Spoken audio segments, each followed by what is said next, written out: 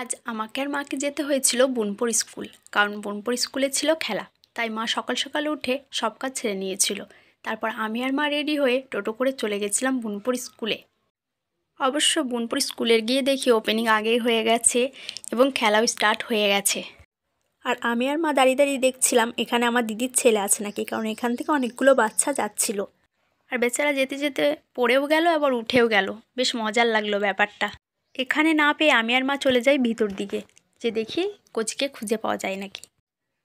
তাই আমি আর মা দাঁড়িয়ে দাঁড়িয়ে দেখছিলাম চারিপাশটায় যে আমার দিদির ছেলে কোথায় আছে।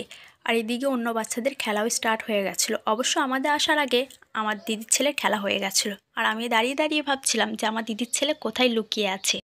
অবশ্য অনেকগুলো বাচ্চা আর অনেকের তো গার্জেন এসছে, এতগুলো বাচ্চার গার্জেন এসছে, অবশ্য খুঁজে পাচ্ছিলাম না, অনেকটা ভিড় ছিল। তাই আমি আর মা দাঁড়িয়ে দাঁড়িয়ে খুঁজছিলাম, আর এদিকে ক্যামেরা নিয়ে আমি একটু পোজ দিতে শুরু করলাম। সবাই আমাকে দেখে ভাবছিল কি করছে ক্যামেরা নিয়ে। আর এদিকে দেখো মা পেয়ে গেছে কোচি।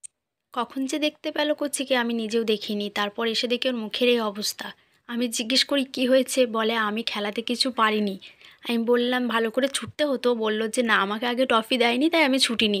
আমি বললাম পাগল, আগে ছুটতে হবে তারপর তো ফার্স্ট বা সেকেন্ড হলে তোমাকে ট্রফি দেবে।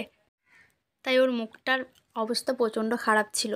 তারপর সব বাচ্চারা এক জায়গায় বসে পড়েছিল, তারপর খাবার দিল, সবাই খেতে লাগলো। আর এইদিকে দেখো টিচারটাকে, মানে টিচারদেরকে কী বলবো, আমার কোনো ভাষা ছিল না। প্রচণ্ড ভালো ব্যবহার, এবং আমরা একটা বাচ্চাকে সামলাতে পারি না, আর ওদিকে এতগুলো বাচ্চাকে প্রত্যেকটা টিচার এইভাবে সামলাচ্ছে আবার খেলা করাচ্ছে, মানে বুঝতে পারবে না। ওই টিচারটা হচ্ছে ওর গার্জেন আসেনি তাই নিজের হাতে খাইয়ে দিচ্ছিল। আমি তো মানে দেখেই মানে আমার তো খুব ভালো লেগেছিলো ব্যাপারটা, অবশ্য তোমাদেরও ভালো লাগবে। তারপর মা আমি খাওয়া দাওয়া করে আবার চলে আসি বাচ্চাদের খেলা দেখতে। অবশ্য এখানে আমাদের কোচিও ছিল খেলাতে। এখানে অবশ্য কিছু হয়নি, তবু ভালো লেগেছে যে ভালোভাবে খেলা করেছে।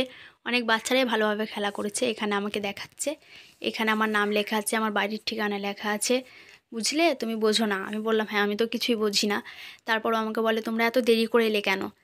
তারপর আমি আর মা এদিকে দাঁড়িয়ে দাঁড়িয়ে খেলাগুলো দেখছিলাম। এখানে হচ্ছিল চকলেট দৌড়, চকলেট খেয়ে আবার সোজাই ছুটে যেতে হবে। খেলাগুলো বেশ মজার ছিল। তারপর তো হচ্ছিল আবার একটা মজার খেলা, সেটা হচ্ছে ছুটে এসে এখানে চেয়ারে বসে বেলুন ফাটাতে হবে।